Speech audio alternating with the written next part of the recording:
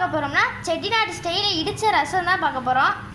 அதுக்கு தேவையான பொருட்கள்: பிசைஞ்சு வச்ச தக்காளி, கரைச்சி வச்ச புளி, இடித்து வச்ச ரசக்கலவை. இதில் என்னென்ன பொருள் சேர்த்துருக்கோம்னா தனியா, பட்டை மிளகா, மிளகு, வெள்ளைப்பூடு, சீரகம், கருவேப்பிலை. இந்த பொருள்லாம் போட்டு நம்ம இடித்து வச்சுருக்கோம். கடுகு போட்டுக்கலாம். அடுப்பில் பாத்திரத்தை காய வச்சு எண்ணெயை போட்டாச்சு. இப்போ கடுகு போட்டாச்சு.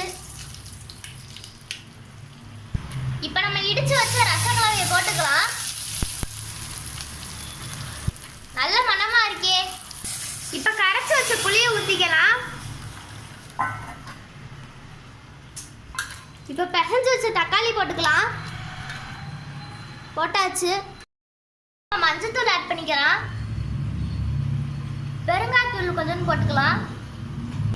இப்போ கல்லுப்பு போட்டுக்கலாம். இப்போ கொஞ்சம் மல்லி இலை சேர்த்துக்கலாம். ஒரு 5 நிமிஷம் அப்படியே வச்சிருக்கணும், கொதிக்க விட்டுறக்கூடாது. ரசம் இப்போ மரக்கொட்டி வந்துருச்சு, நம்ம இறக்கிக்கலாம். இப்போ பாருங்க ஃப்ரெண்ட்ஸ், ரசம் சூப்பராக வந்துருக்கு, கல்யாண வீட்டு ரசம் மாதிரி. நீங்களும் இந்த மாதிரி வீட்டில் ட்ரை பண்ணி பாருங்க. மறக்காமல் நம்ம சேனலை சப்ஸ்கிரைப் பண்ணுங்கள், லைக் பண்ணுங்கள், எல்லாத்துக்கும் ஷேர் பண்ணுங்கள்.